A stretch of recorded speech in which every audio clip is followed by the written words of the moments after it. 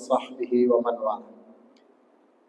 Hadirin dan hadirat jamaah salat zuhur yang dirahmati oleh Allah, mari sama-sama kita hadirkan dua niat sekaligus, niat untuk i'tikaf dan niat untuk kita talabul ilmi. Mudah-mudahan Allah Subhanahu wa taala selalu memberikan kita rahmat, ampunan, serta diberikan kita semua kekuatan dalam beristiqamah. Sidang salat zuhur yang dirahmati oleh Allah Subhanahu wa taala,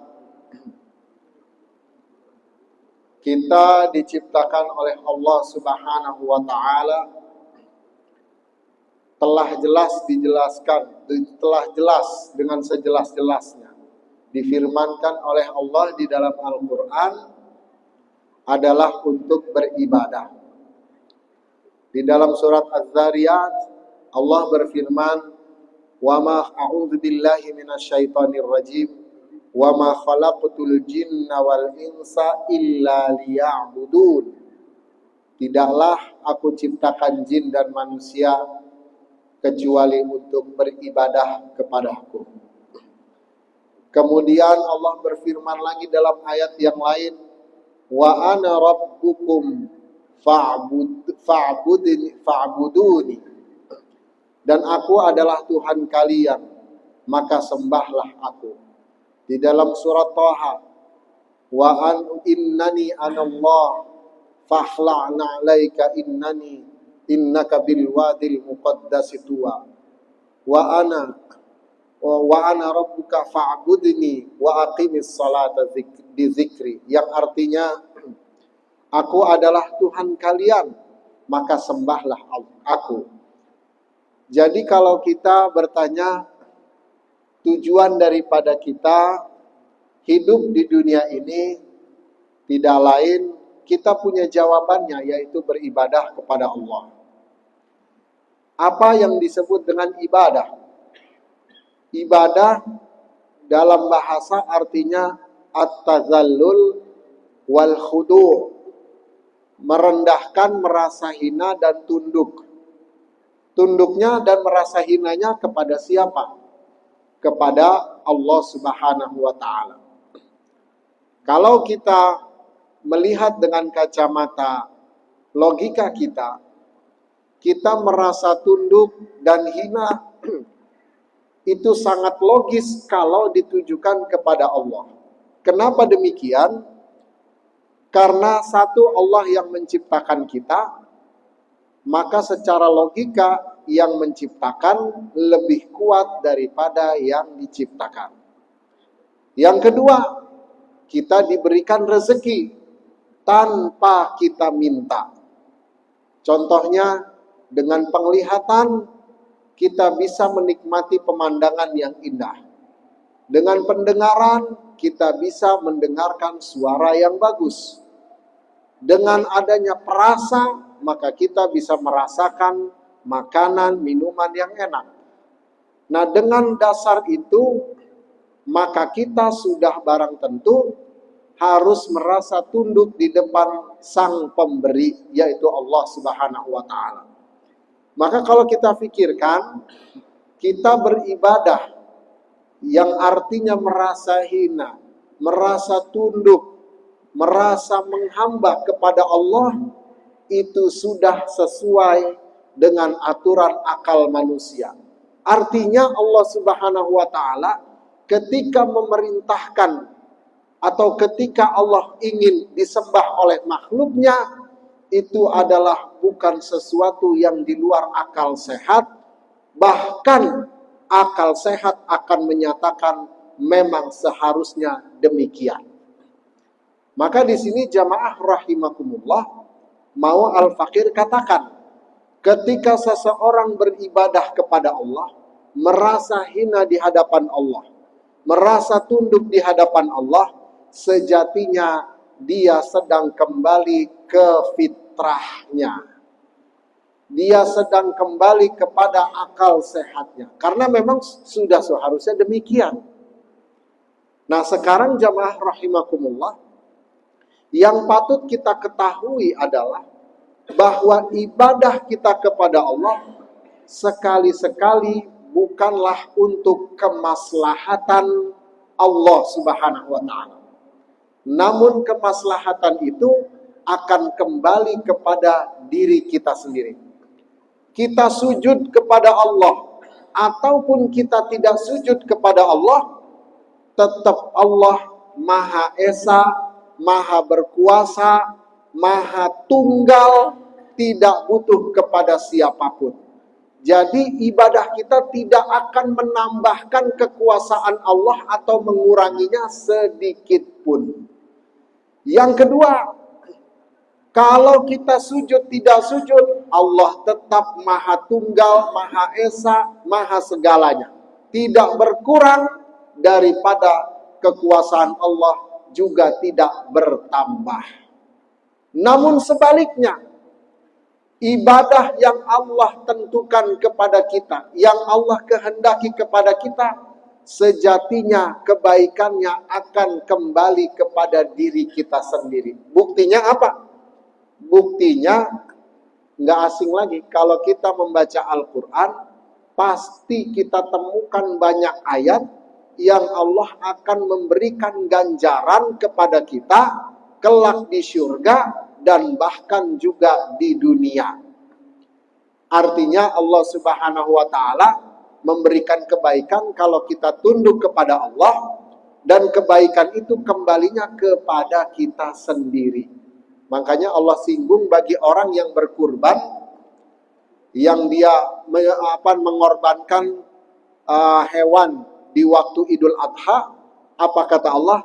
La yanalallaha luhumuha wala syuhumuha walaki yanaluhut taqwa minkum. Jadi ketika kita berkurban, entah itu berkurban sapi, kambing, itu yang sampai kepada Allah, bukan Allah dapat makanan, dagingnya, Allah tidak butuh. Tapi yang Allah lihat ketakwaan. Dan prinsipnya Allah itu mempunyai asma yang sering kita baca, yaitu Asy-Syakur. Allah Maha bersyukur, Maha berterima kasih.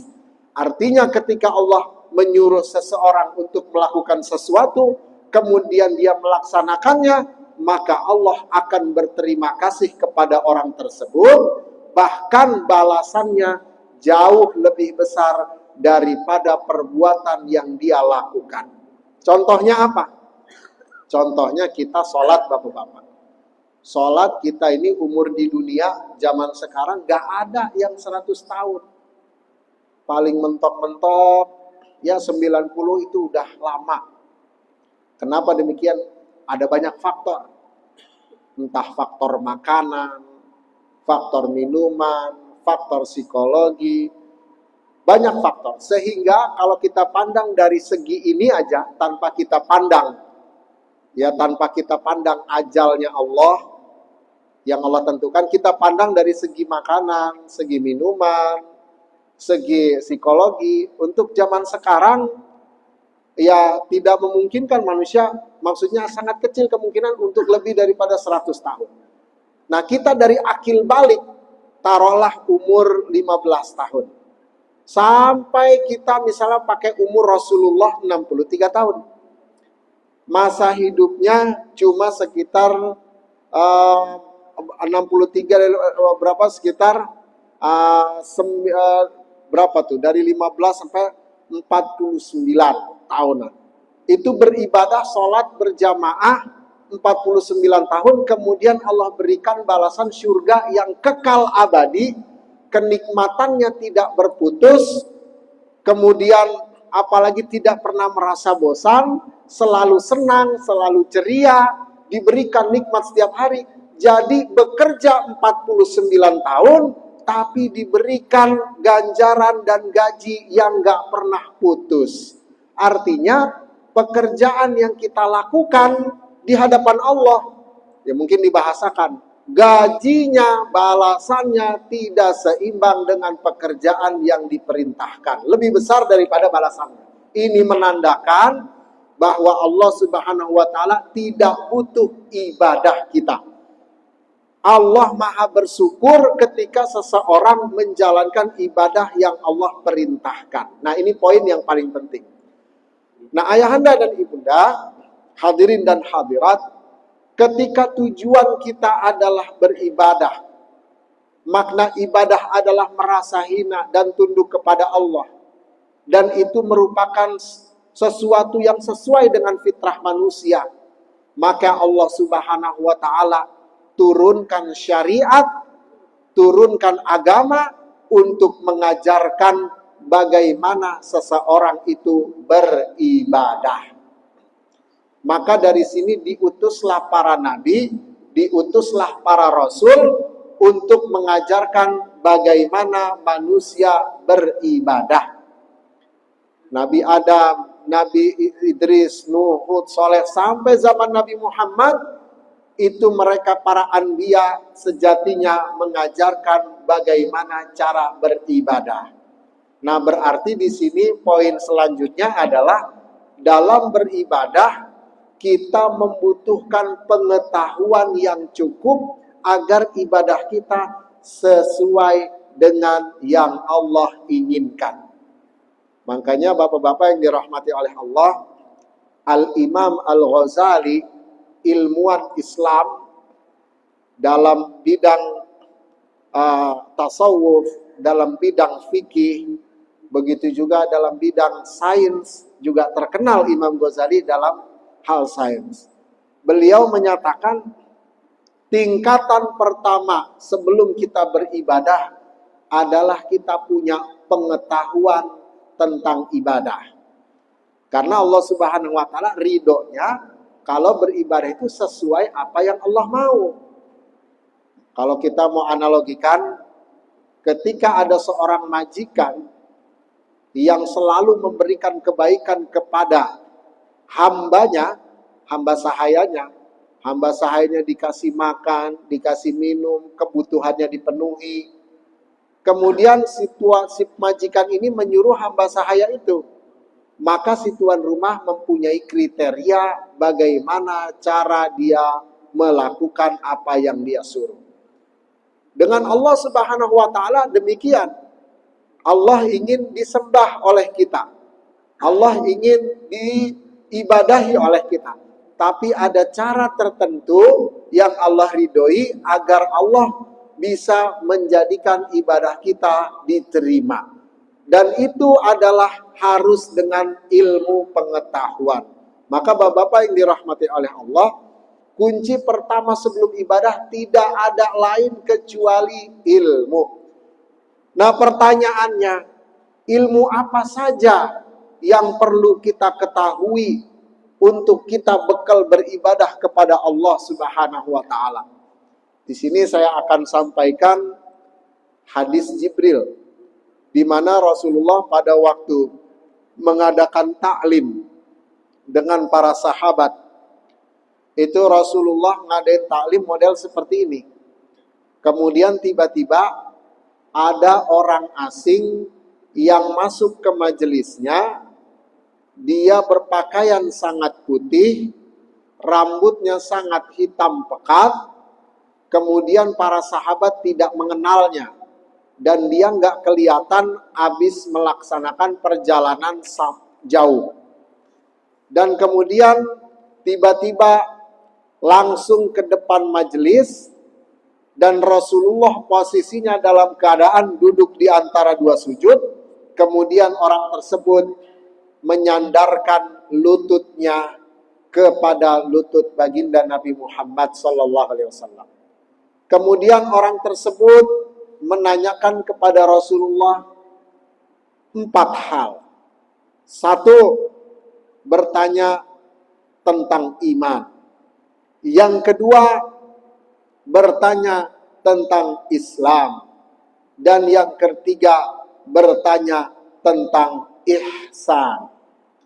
Jadi ada 3 nih. Ada 4. 1 lagi tentang tanda-tanda hari kiamat. Itu semua pertanyaan dijawab oleh Rasulullah. Kemudian orang tersebut pergi, dan Rasulullah bertanya kepada Sayyidina Umar, "Atadri manis sa'ilu ya Umar?" apakah engkau tahu, wahai Umar, siapa yang bertanya tadi? Kemudian kata Rasulullah, kata Sayyidina Umar, Allah wa rasuluhu a'lam. Allah yang tahu dan Rasulnya, sedangkan kami tidak tahu. Kemudian kata Rasulullah, fa innahu Jibril atakum yu'allimukum dinakum.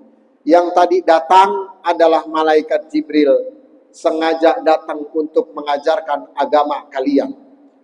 Maka yang tadi ditanyakan oleh malaikat Jibril, menyamar jadi manusia, itulah intisari agama Islam, yang dengan hal tersebut kita bisa menyembah Allah, beribadah kepada Allah dengan pengetahuan yang cukup. Apa saja? 1, iman. 2, Islam. Dan 3, ihsan. Tanda-tanda hari kiamat itu hanyalah kumpulan yang wajib kita ketahui namun tidak mempunyai runtutan khusus bab-babnya. Kalau iman oleh para ulama ditafsirkan kemudian menjadi ilmu akidah. Kalau Islam kemudian oleh para ulama dibahas, dibukukan, dan kemudian dinamakan ilmu fikih. Dan yang 3, ihsan, yang berkaitan dengan perangai, dibahas oleh para ulama, disusun babnya, kemudian menjadi ilmu tasawuf atau ilmu tazkiyatun nafs, penyucian jiwa. Maka di sini jamaah rahimakumullah, ada 3 ilmu yang menjadi bekal kita dalam ibadah.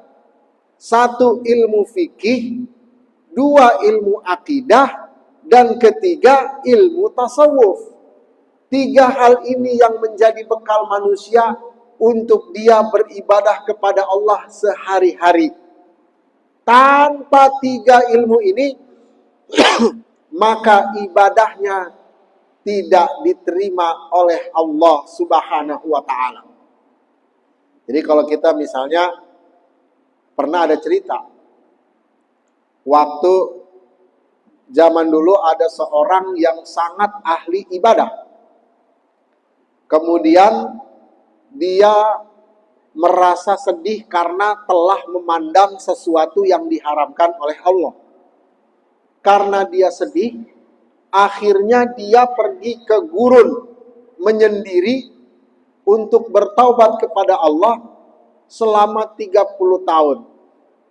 Kemudian dia beribadah terus menyendiri, cuma karena 1 dosa.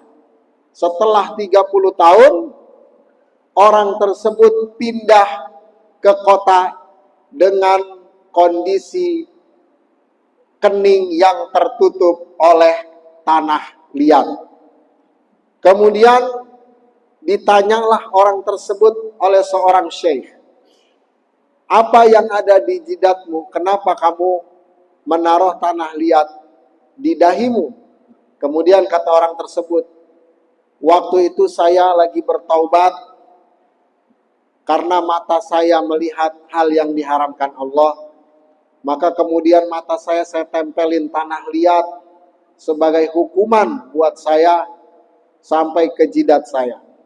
Apa kata syekhnya? Kata syekhnya adalah, kamu tahu, kamu beribadah selama itu ibadahnya tidak sah. Kenapa demikian? Karena Allah memerintahkan kita ketika kita lagi bersujud agar tidak ada yang menghalangi jidat. Jadi kalau kita punya kain yang kita ikatkan di kepala, jangan sampai kainnya itu nutupin jidat kita pas lagi sujud. Nah berarti orang tadi pas ibadah 30 tahun bertobat, itu ibadahnya tidak sah. Kalau ibadahnya tidak sah, bagaimana mau diterima sama Allah? Kan secara logiknya aja.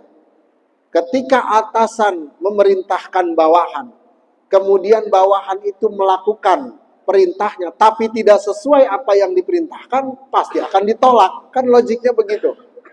Maka di sini orang yang beribadah tanpa adanya ilmu, rentan ibadahnya tidak diterima. Maka kata Al-Imamul Ghazali, di dalam kitab Minhajul Abidin, pondasi dasar dalam beribadah adalah ilmu. Dan ilmu yang paling dasar bagi kita untuk beribadah ada 3 ilmu. Ilmu fiqih, ilmu tasawuf, dan ilmu akidah. Kalau dengan ilmu fikih, kita jadi bisa mengetahui apa rukun dan syarat dari ibadah tersebut.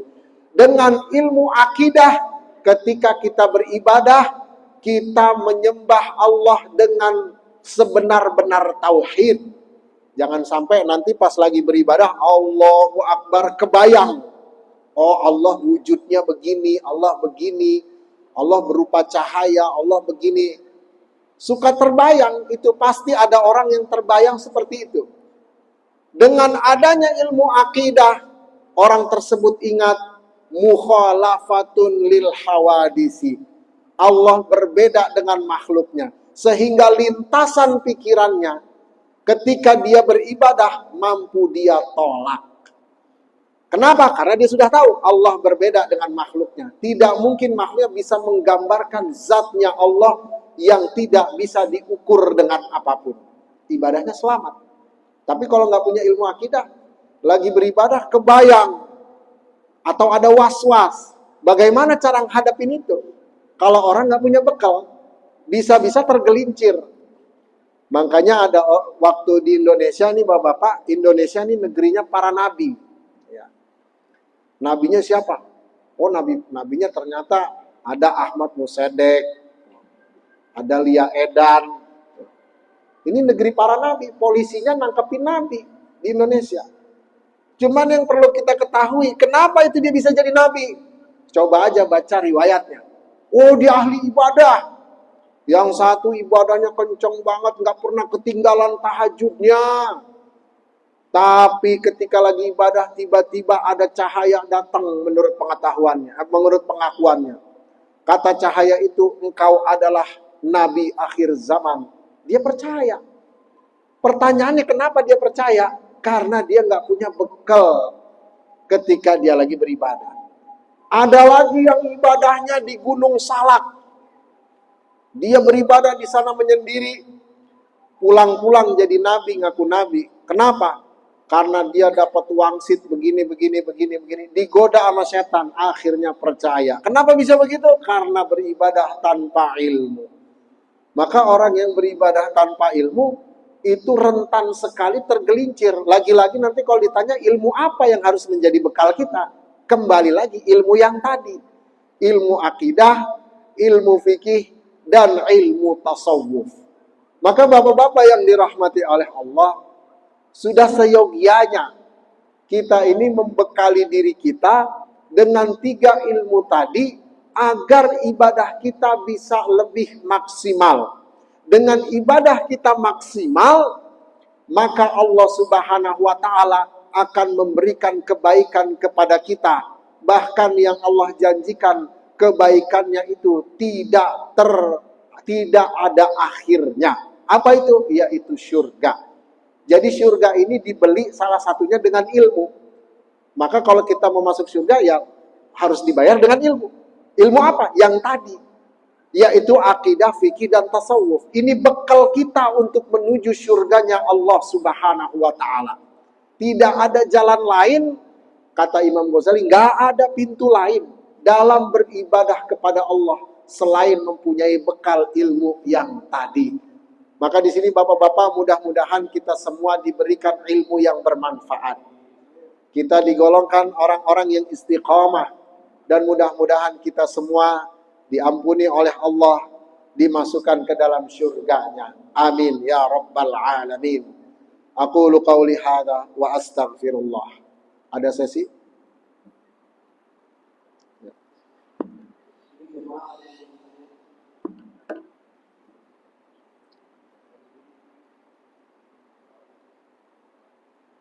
Doa, baik. Ala hadhihi niyyah wa ala kulli niyatin salihah ila hadratin nabiyil mustafa rasulillah sallallahu alaihi wasallam. Al-Fatihah. A'udzubillahi minasyaitonir rajim. Bismillahirrahmanirrahim.